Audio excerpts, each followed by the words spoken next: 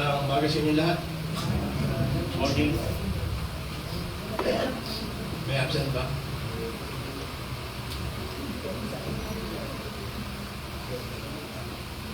Mainit ang usapin ngayon pagdating sa corruption, sa flood control lalo na, or lalo na sa infrastructure.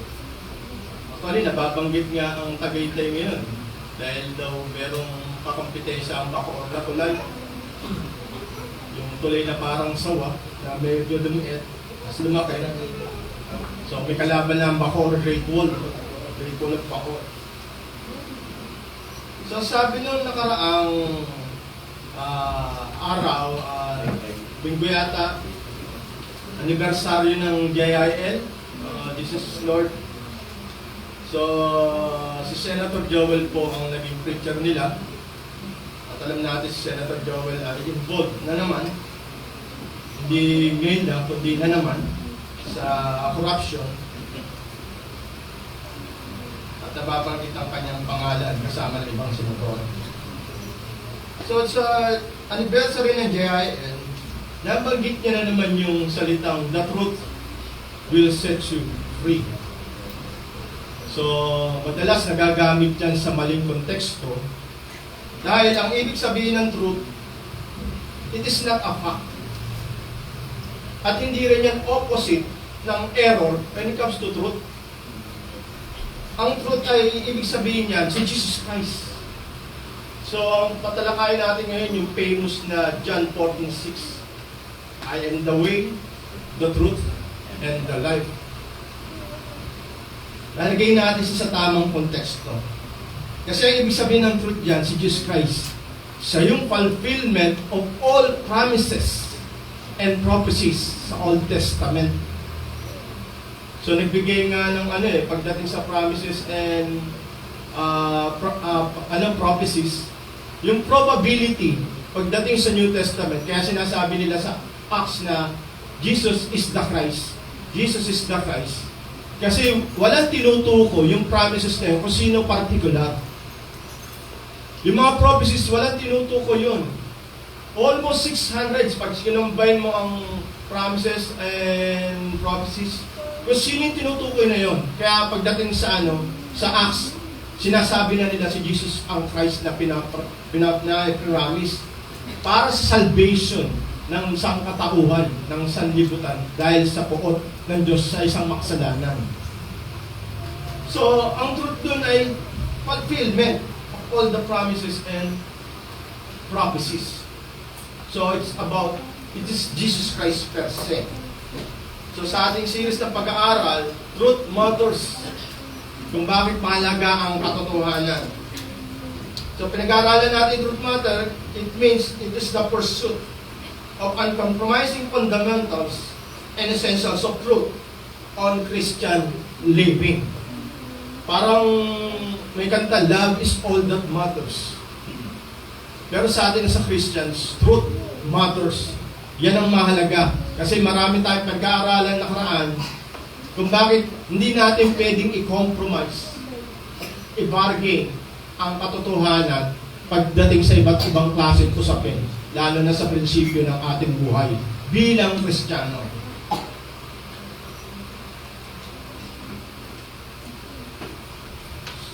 Kaya pag-aaralan natin ngayon, ano nga ba yung sinasabi ni Jesus Christ in John 14:6? At bakit sa kabila ng malapit niya ng kamatayan, ito yung binabanggit niya sa kanyang mga tagasunod. Muli niya, inimbitahan ko yung tumayo at muli natin basahin sa aklat ng Gospel of John. Chapter 14, verses 1 to 7.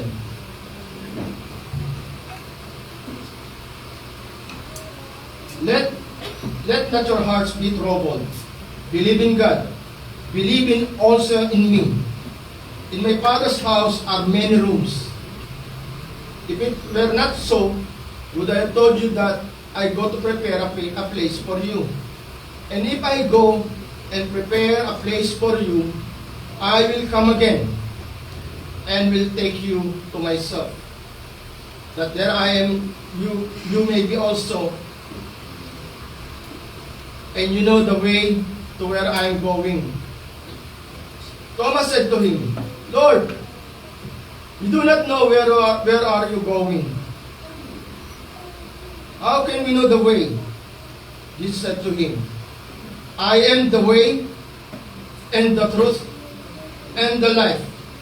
No one comes to the Father except through me.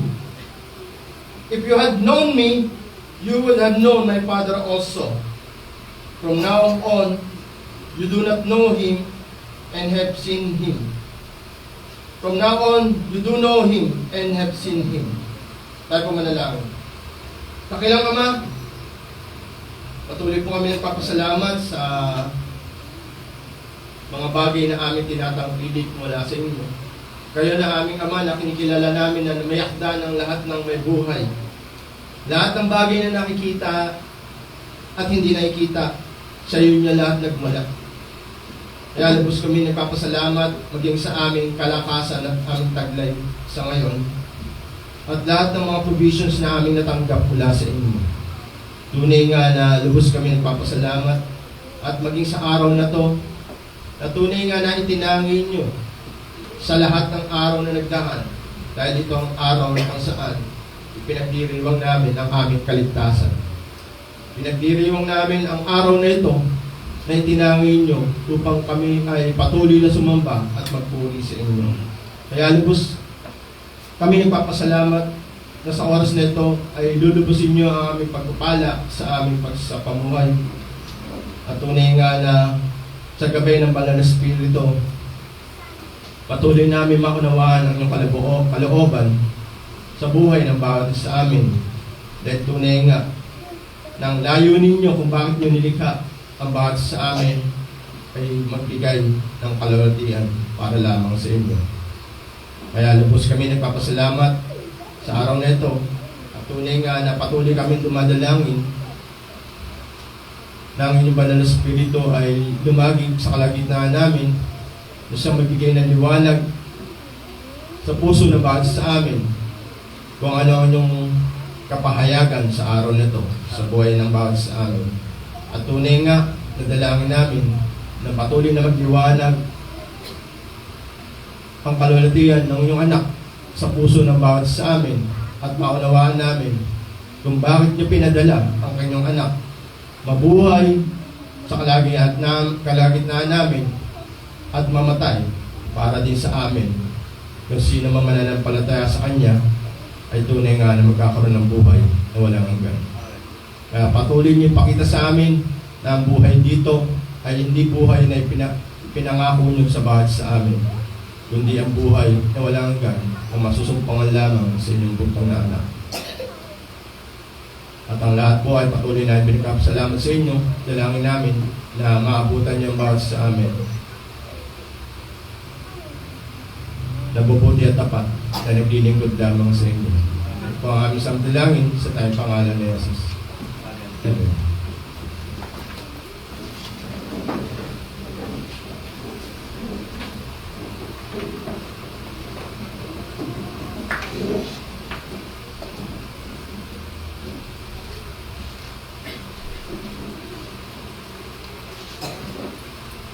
Isa sa mga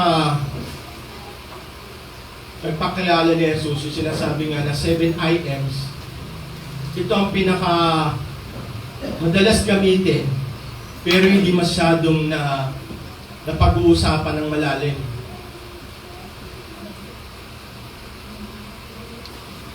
Sa 7 items na binabanggit ni Jesus sa aklat ng Mabuting Balita, sinabi niya na I am the bread of life.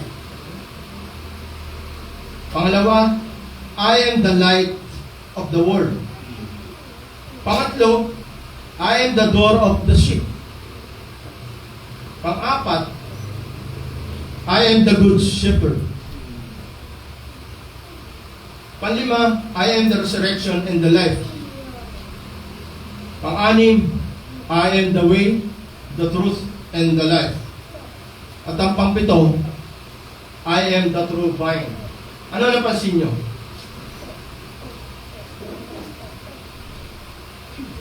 magkasama yung tatlo.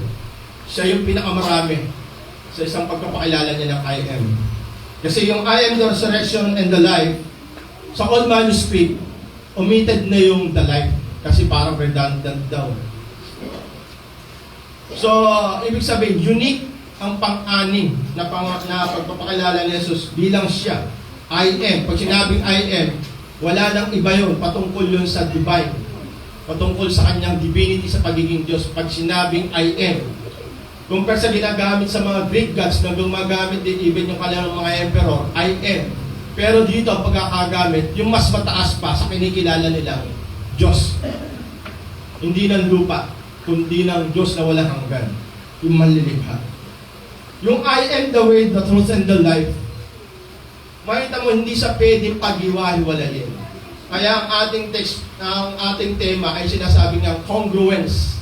The congruence of the way, the truth, and the life. Congruence, ibig sabihin, magkakaangkop siya, hindi siya pwedeng pag-iwalayin. Magkakatugma siya. Parang sinasabi sa Matthew, yung pagsalitang congruent, ibig sabihin yung magkaibang pinanggalingan, magpapanagpo sa isang anggulo.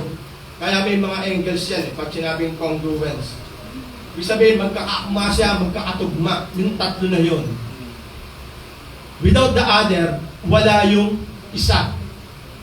Pag wala yung way, wala kang truth. Wala ka ring life. Pag sinabing truth, meron ka parehas ng way at ng life. So, ibig sabihin, kung hindi rin magkakaroon ng truth, wala yung life. So, ibig sabihin, yung the way, ang patungkol dyan, si Jesus Christ, siya yung subject. Siya yung instrument. Pag sinabi namang the truth, kung siya yung fulfillment, lahat ng promises and prophecies, siya yung manner. Ang I am ay patungkol at kay Jesus Christ bilang Savior. So patungkol yan sa salvation. Siya yung manner of salvation. Siya yung truth.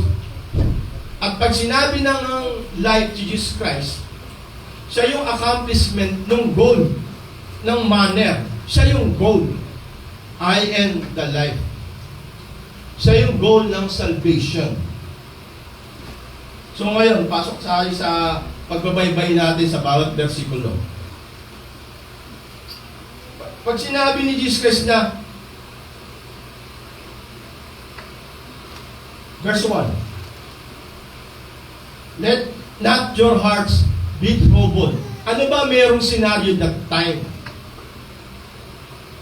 Huwag kayong magulmilahanan, huwag kayong matakot, huwag kayong mag-alala. Bakit ano ba yung panahon na yun? Ito na yung sinasabi nga, nagbabanggit na si Jesus ng kanyang nalalapit na kamatayan. Kalipas ng tatlong taon na higit, nagpapaalam na siya sa kanyang mga disipulo.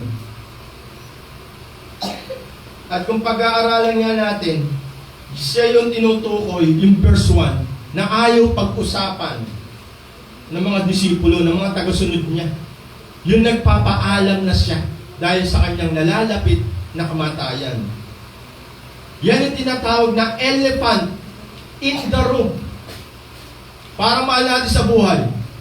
Pag mamamatay na o namatay na, kitang-kita naman, pero hindi natin masabi. Parang ang laki-laki ng elepante sa buong kwarto. Ibig sabihin, yung idiomatic expression na yun, elephant in the room. Siya yung malinaw na nasa harapan mo na, pero ayaw mo siyang pag-usapan. Para bang mga kaso ngayon ng corruption, ang linaw-linaw na, pero ayaw nilang pag-usapan. Meron nga nalihim eh, na-dismiss na pala yung kaso patungkol sa dismissal ni Joel. Ngayon lang nila nalaman, ngayon lang din natin nalaman. Wala na palang kaso si Joel na dinismiss ni Conchita Carpio Morales dahil sa PDAP scam. Yun yung sinasabi nga na ayaw pag-usapan.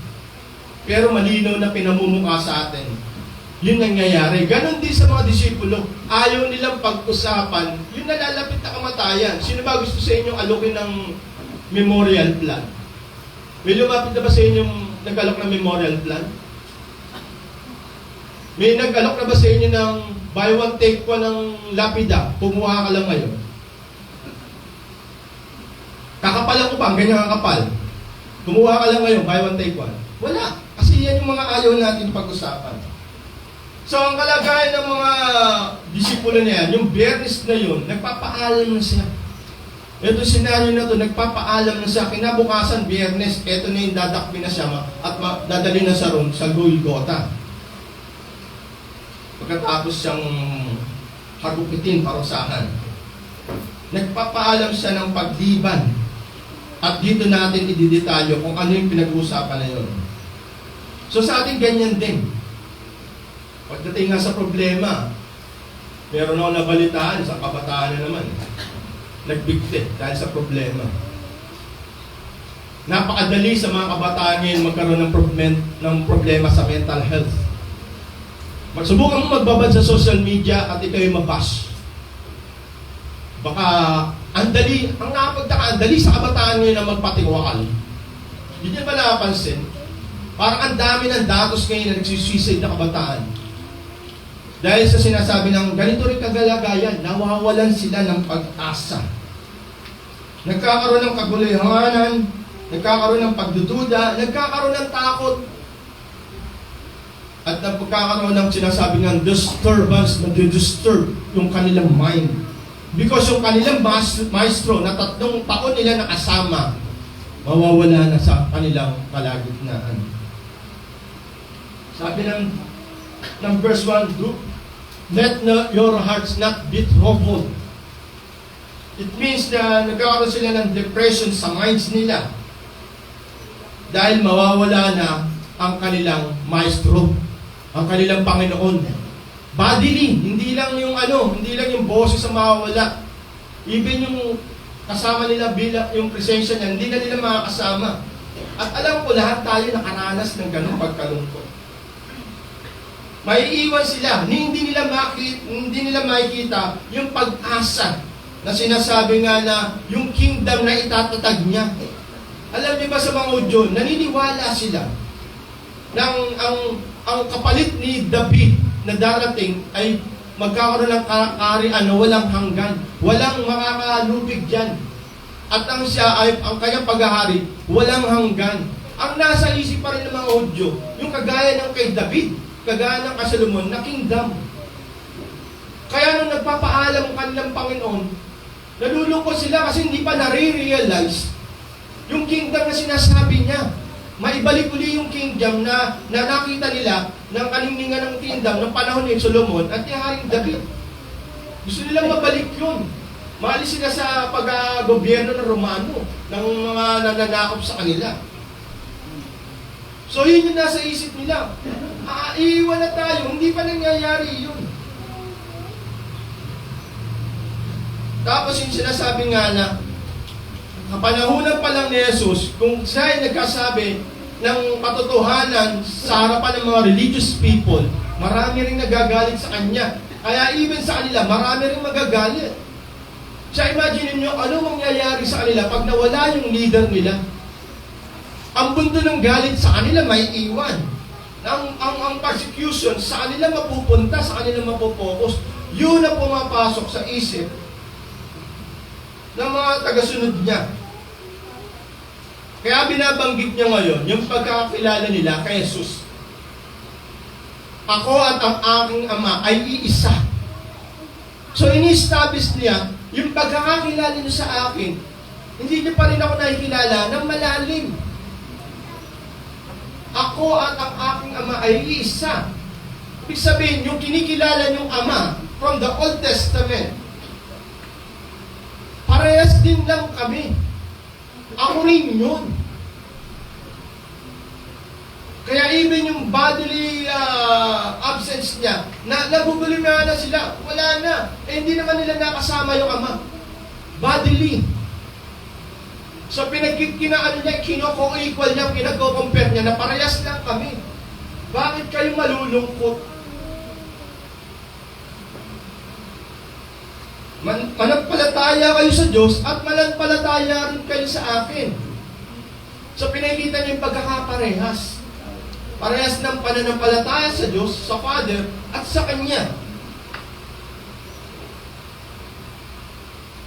Ilagay niyo rin ang inyong pagtitiwala sa Diyos at ilagay niyo rin sa akin.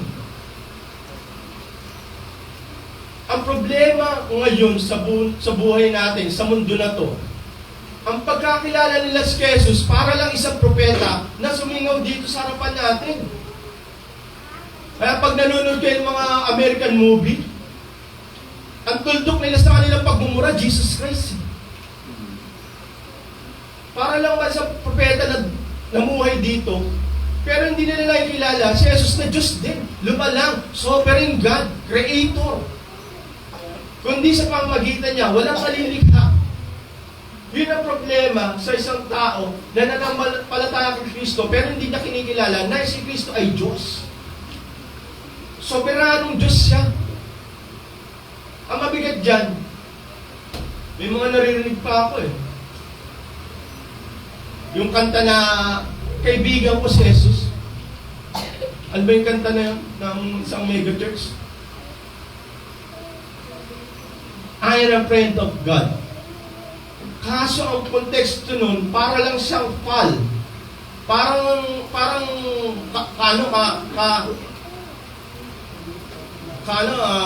Ano ba yung mga tawag din? Parang barkada. Hindi nila maintindihan na si Jesus ay Diyos. Pinapantay niya ang sarili niya sa Diyos na kinikilala ng mundo, ng mga Hudyo, yung Father. Kaya sabi niya, kung nananampalataya kayo sa Ama, manampalataya rin kayo sa akin. For I am the same nature, the same essence. Yung sinasabi nga, we are co-equal. I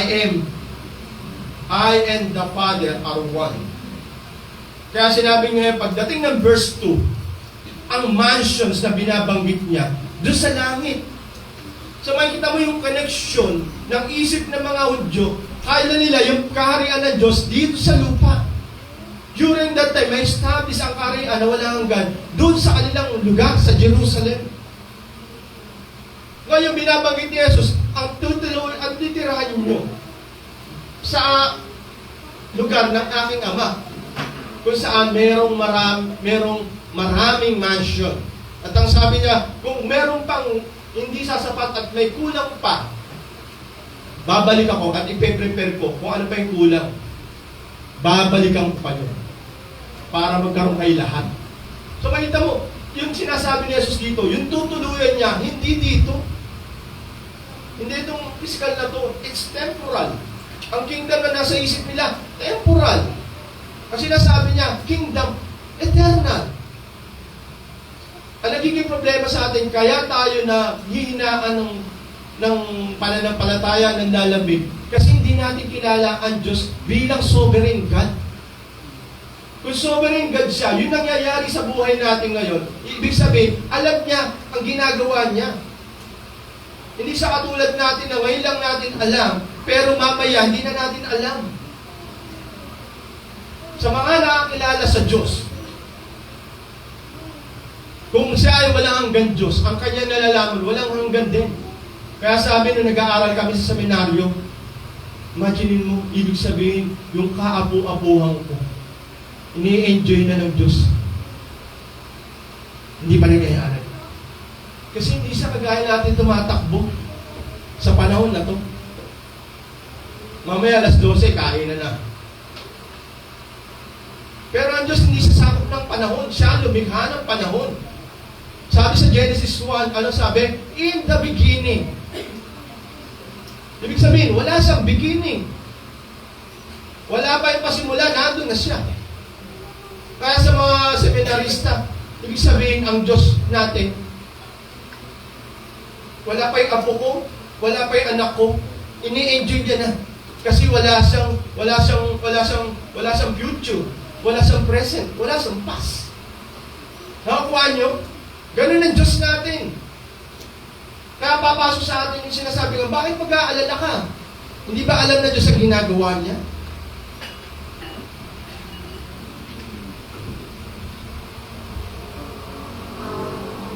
So sinasabi nga, pumasok ngayon, yung sinasabi nga rito, na hindi nila maintindihan, yung pinipilit ni Jesus na ako at ang aking ama ay isa. Manampalataya kayo sa Kanya, manampalataya rin kayo sa akin. So pinag-i-equal niya, pinagkukumpara niya. Ngayon, pumasok ngayon, isa sa mga disipulo. Sino yun? Si Thomas. Panginoon, saan ka pupunta? Siya kasasabi lang eh. Ako at ang ama ay isa. Manampalataya kayo sa Kanya, manampalataya rin kayo sa akin. Equality. Ngayon si Thomas, nandun pa rin ang tanong. Panginoon, saan kayo pupunta? Tabing yung mindset nila. Sana hindi ganun ang mindset natin. Kaya pumasok yung sinasabi niyang verse 6 na famous. Ano sabi?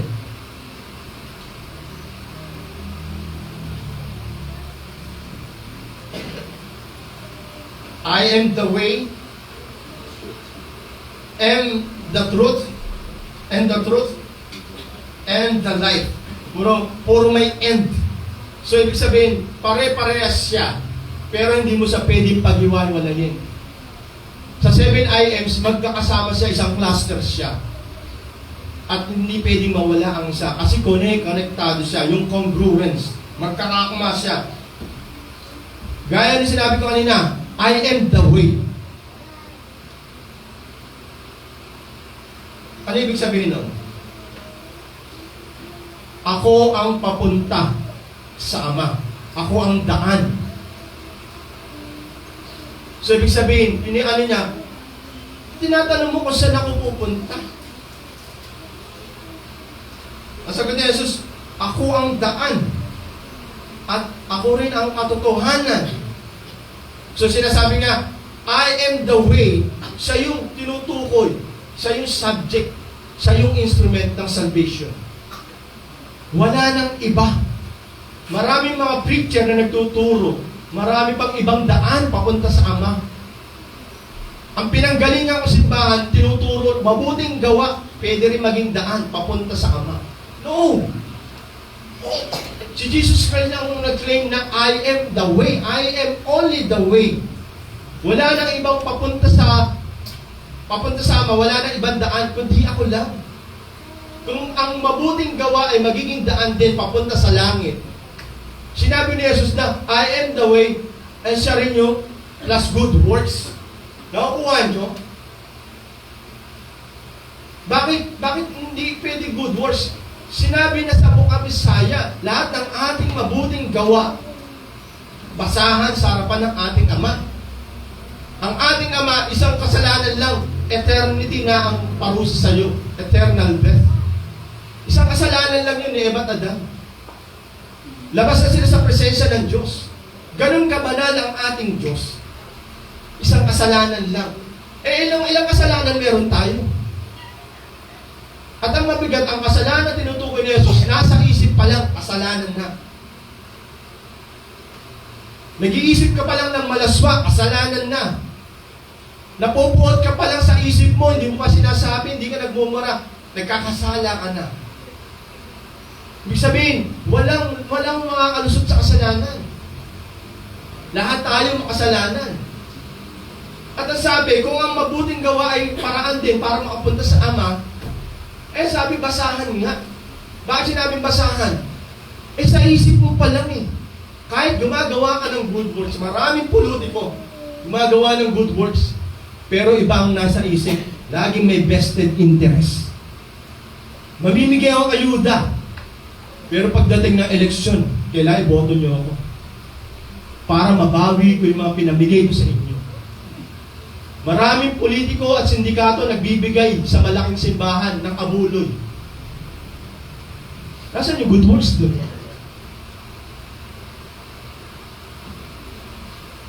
Sinabi niya, siya lang yung daan kasi siya lang yung kinalulugdan ng Ama. Wala nang ibang kinalulugdan ang Ama, kundi si Jesus lang.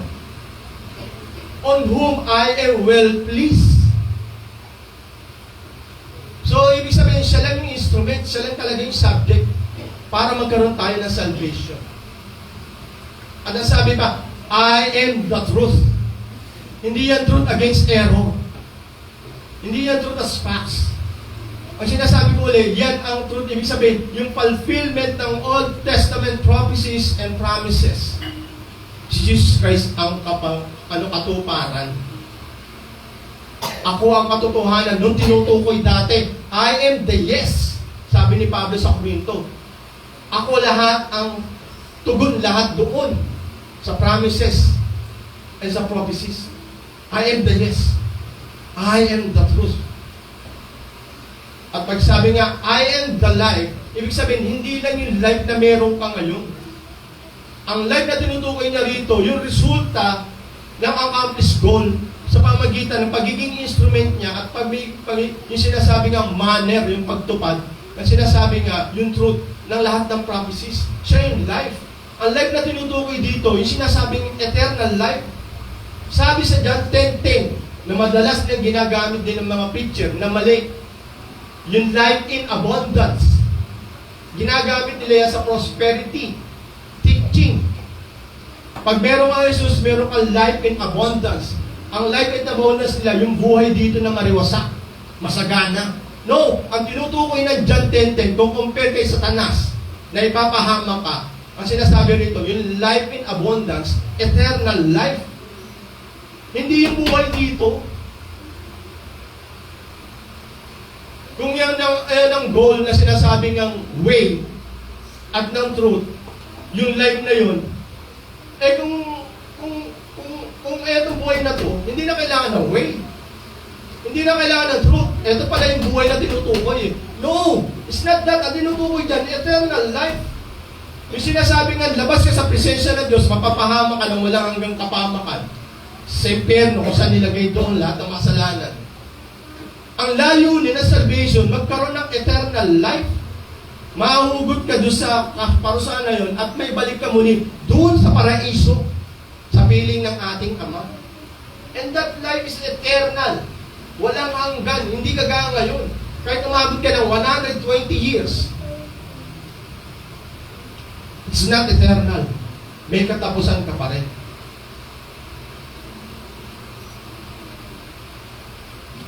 At ang sabi niya, if you had known me, you would have known my Father also. Binanggit ulit. Pinag-i-equal niya. Nililinaw niya na pag nakilala niyo, kung nakilala niyo na rin ang ating Ama. From now on, you do know Him and have seen Him. Ibig sabihin, pag nakita niyo na ako, nakita niyo na yung Ama. Pag nakilala niyo ako, nakilala niyo na yung Ama. That's the point, ang linaw. Yan yung nagiging kadalasan. Bakit maraming nadidepress, nagiging hopeless? May mga nakatabi ba kayo na nagaganyan ng buhok? Susunod ako ang magiging presidente. Kahit sa pinagayat ako rin. Yung mga tao na, yung sinasabing taong grasa, sila yung mga nawala ng pag-asa. Bili mo, aalokay ka ng kamukat-mukat mo, baliw pala yung kausap mo. Sila yung mga bumigay na, nawala ng pag-asa na. Iba pa yung mga nagsiswissay. Kasi hindi nila kilala ang Diyos.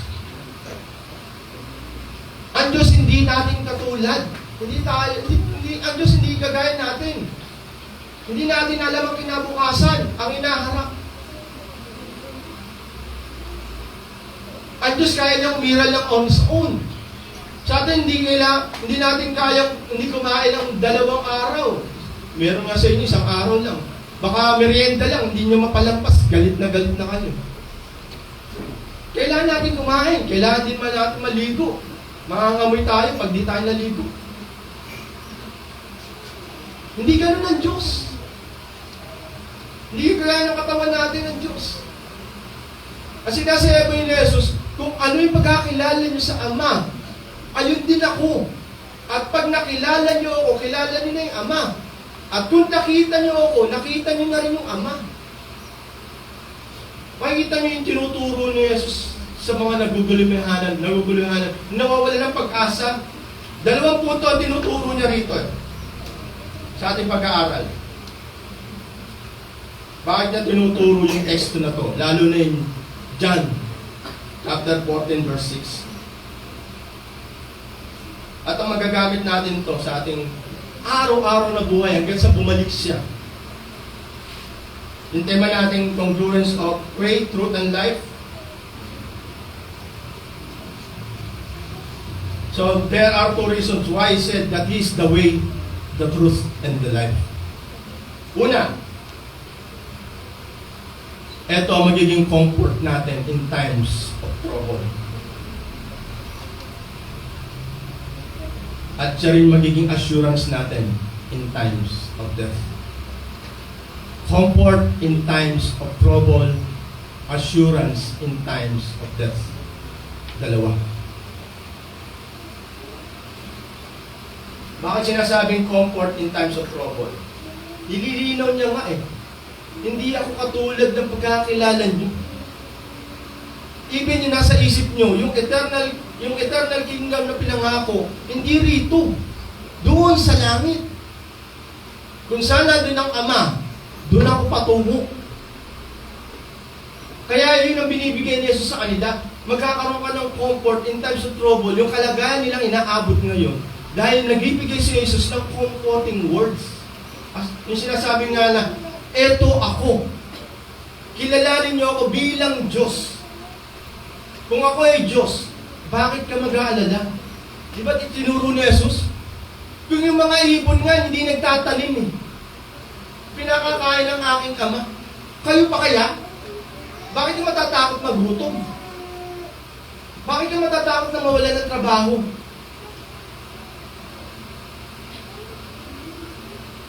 Alam ng Diyos kung ano yung pangangailangan mo. Bakit ka mag-aalala?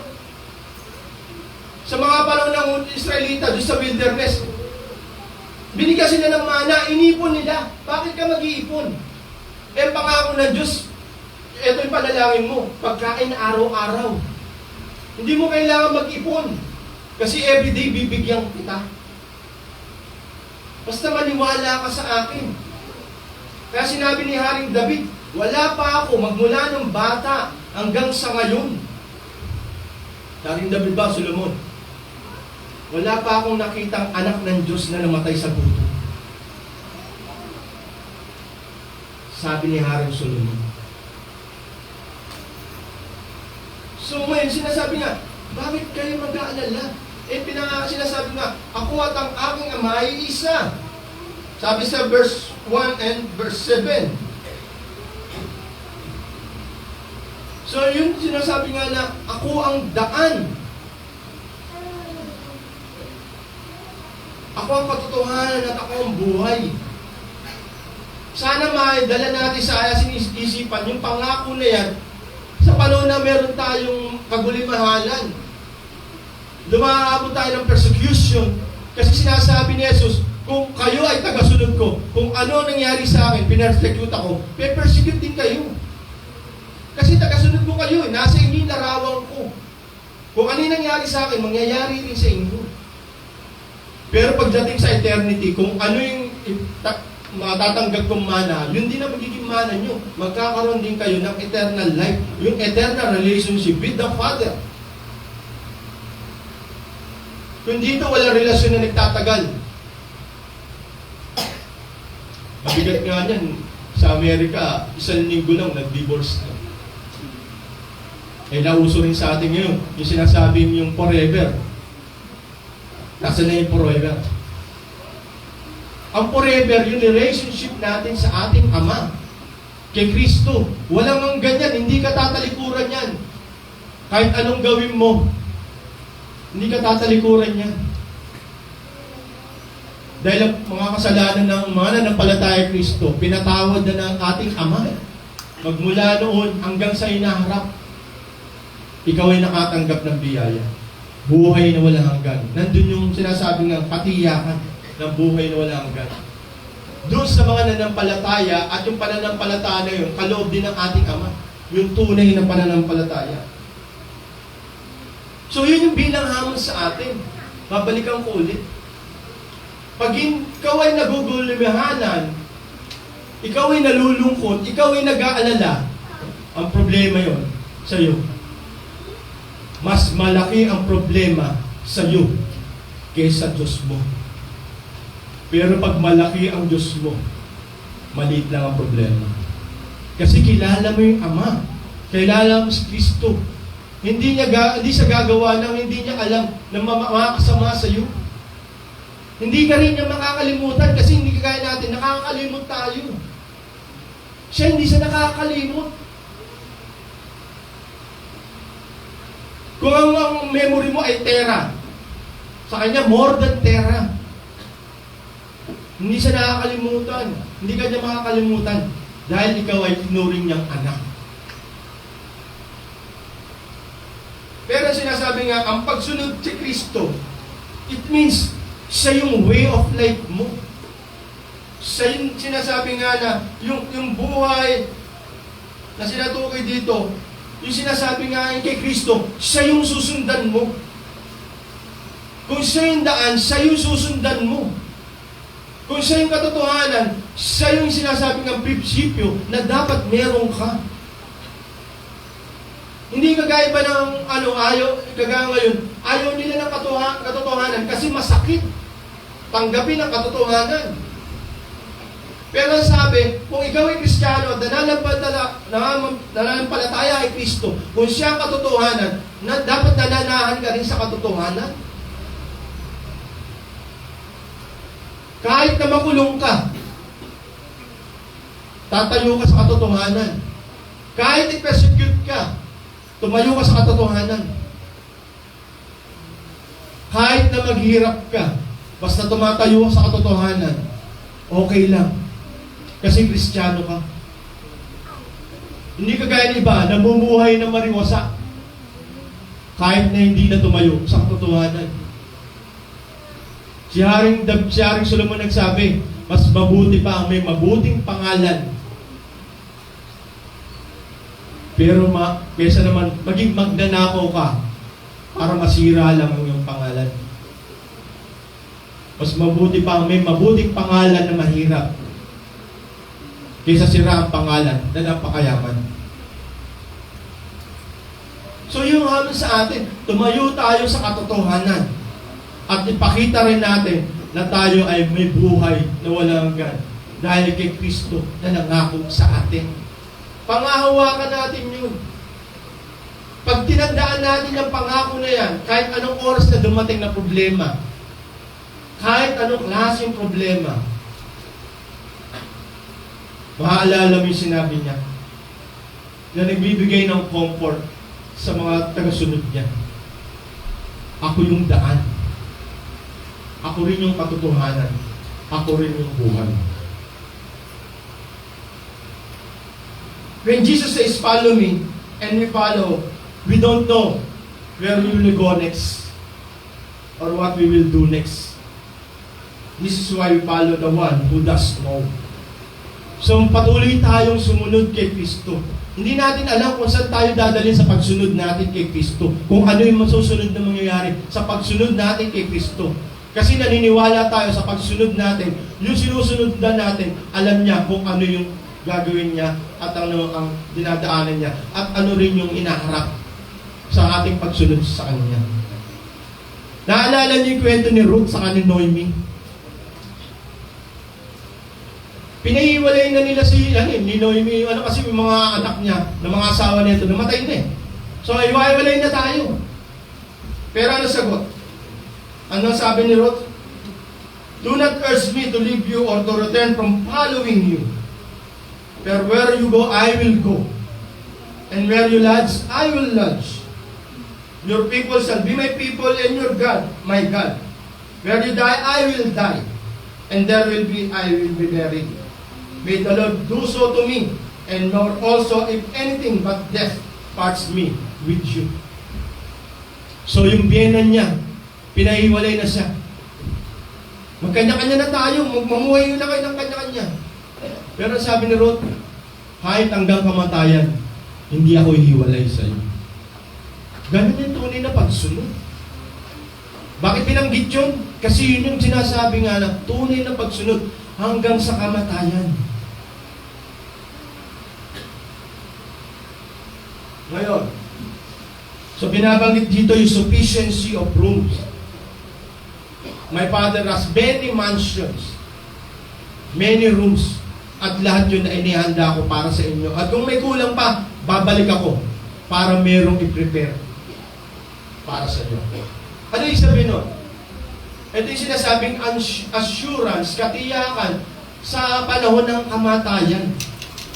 Ang lahat ng tagasunod ni Kristo, binibigyan ng katiyakan. Hindi rito.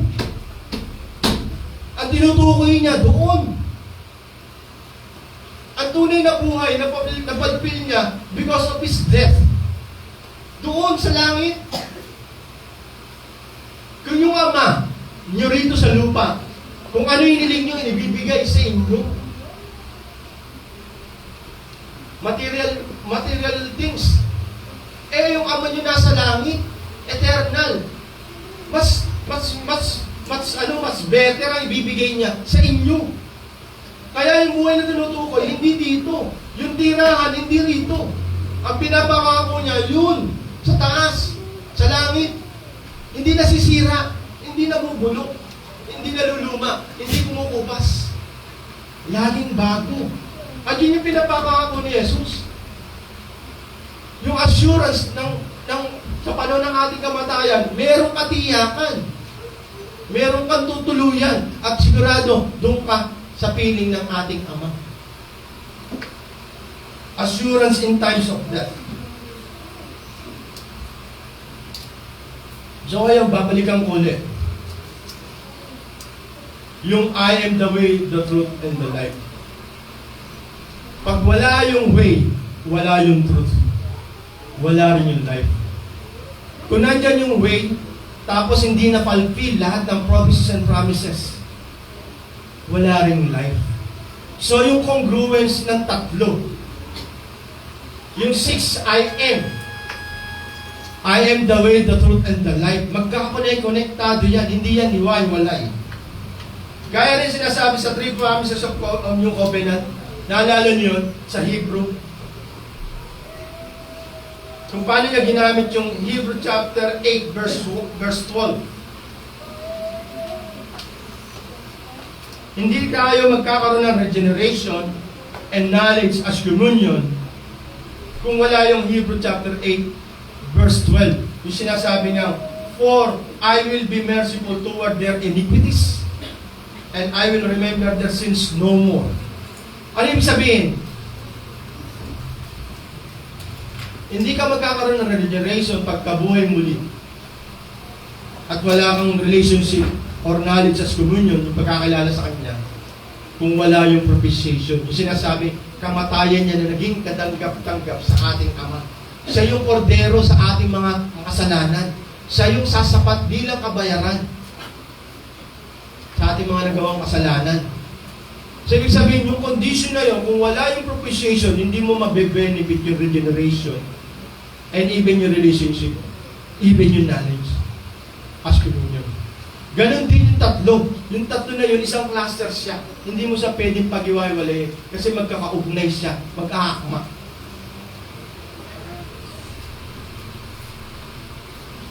So, ano ibig sabihin? Regeneration. Yung life dito, regeneration yun. Tapos sinasabi niyang eternal life. Sa yung accomplishment ng goal ng salvation. Jesus is the life. Hindi lang sa source of life. Siya rin mismo ang giver of life.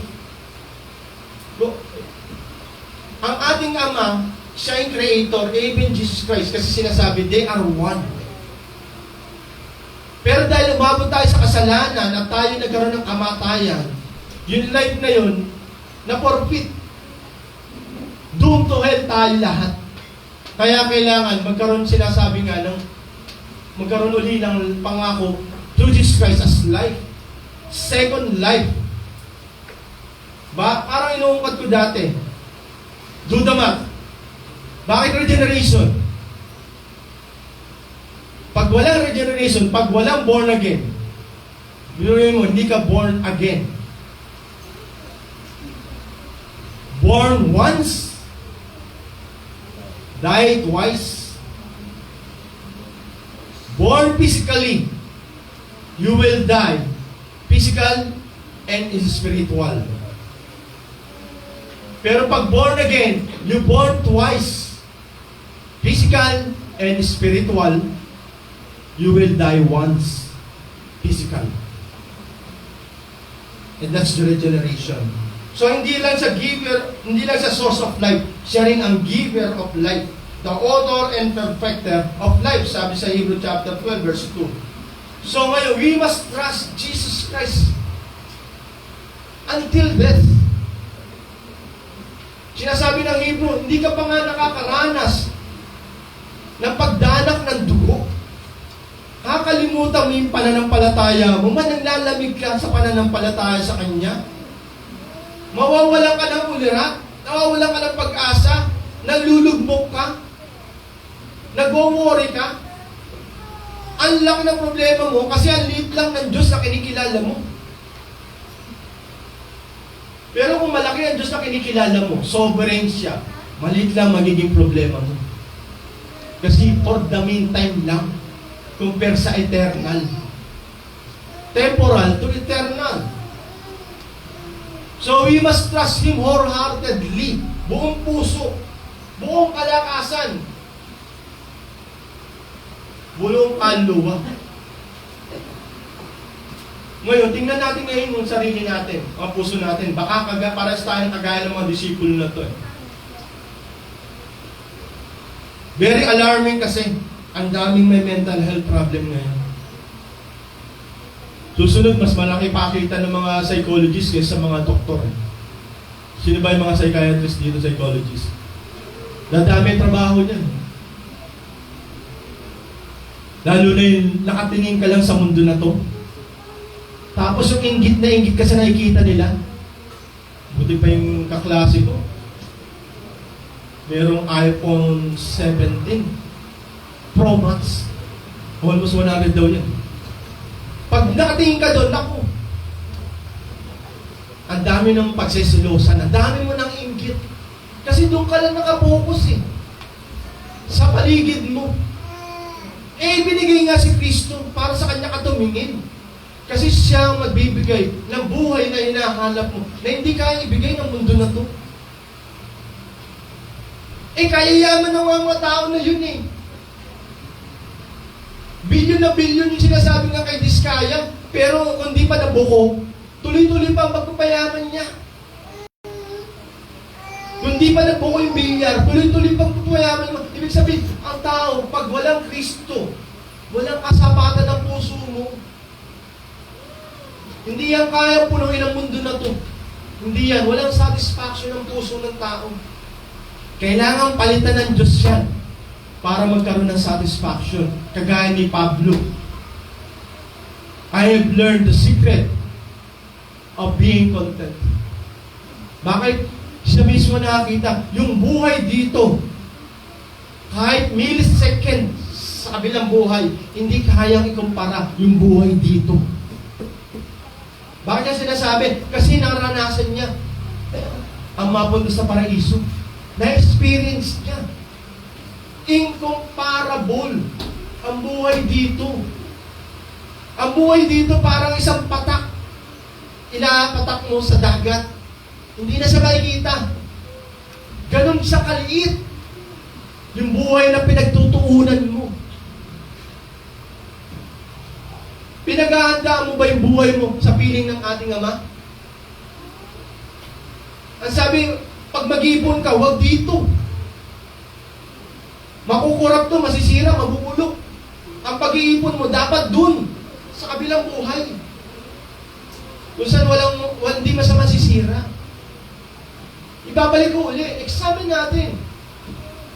Kung hindi ka umabot sa ganito, kalagayan, kagaliwanan, pagkalito, problema, pag-aalala, good to you.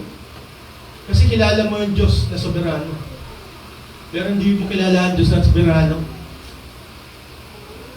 Ang katawan mo, punong-puno ng inggit, punong-puno ng pag-aalala, punong-puno ng pagkatakot.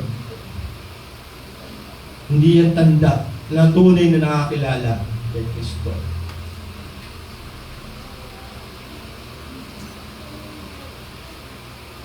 Yung sinasabi na dalawang hamon sa atin. Sana nakita natin yung sinasabing kaya niya tinuturo ang mga kasabihan nito para meron kang comfort in times of trouble and meron kang assurance in times of death.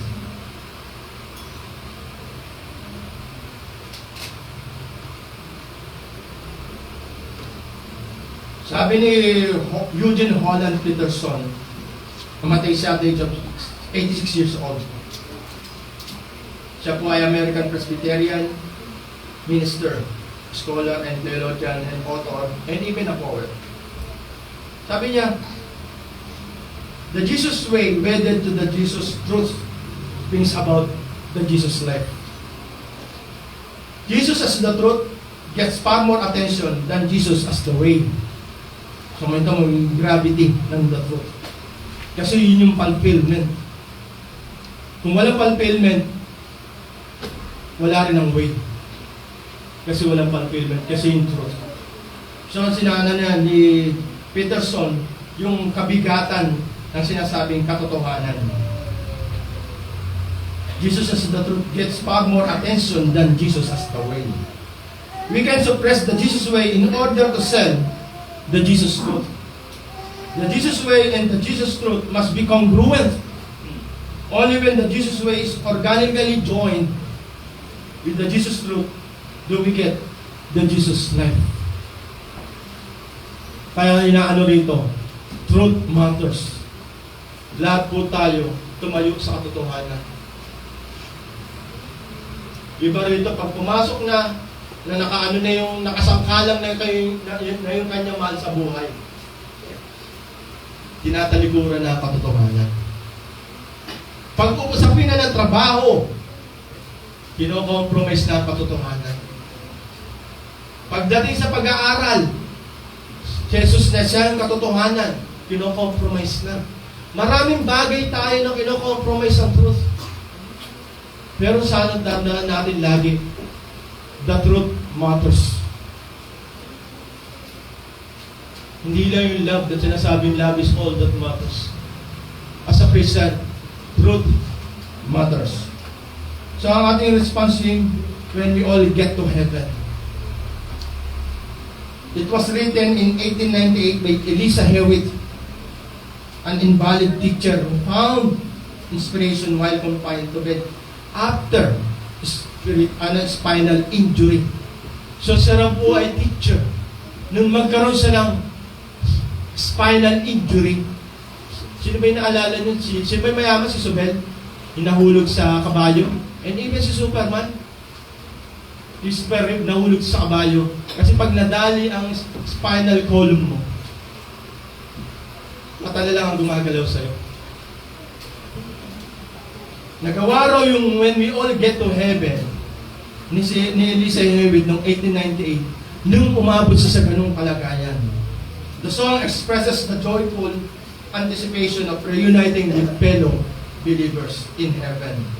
The hymn was written during a time of illness for Hewitt and reflects a strong sense of faith and hope, rejoicing in the victory in the face of hardship.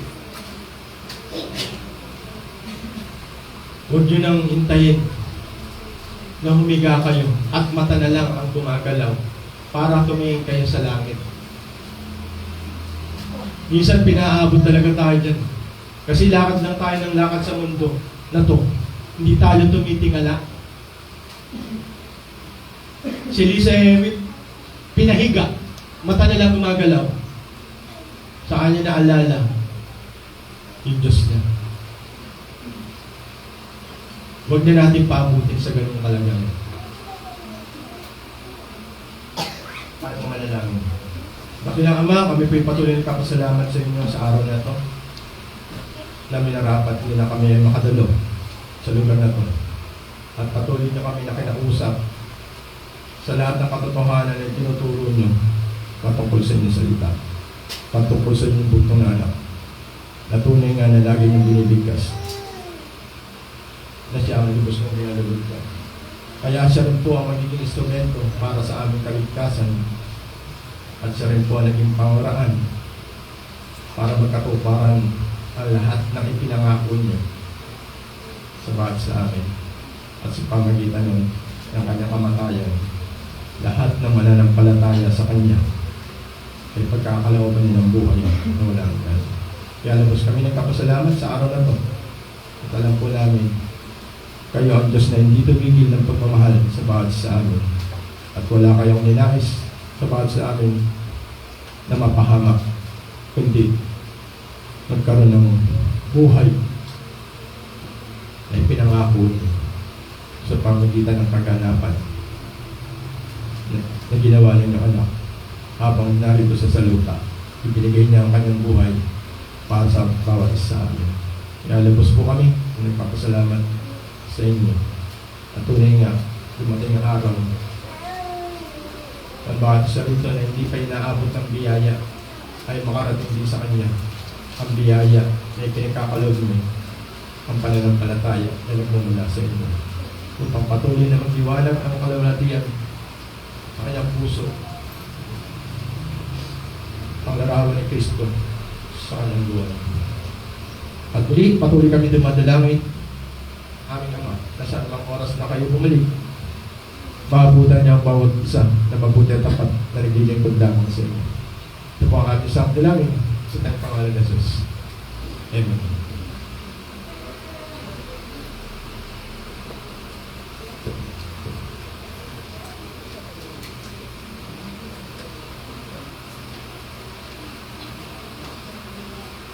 Sing the wondrous love of Jesus.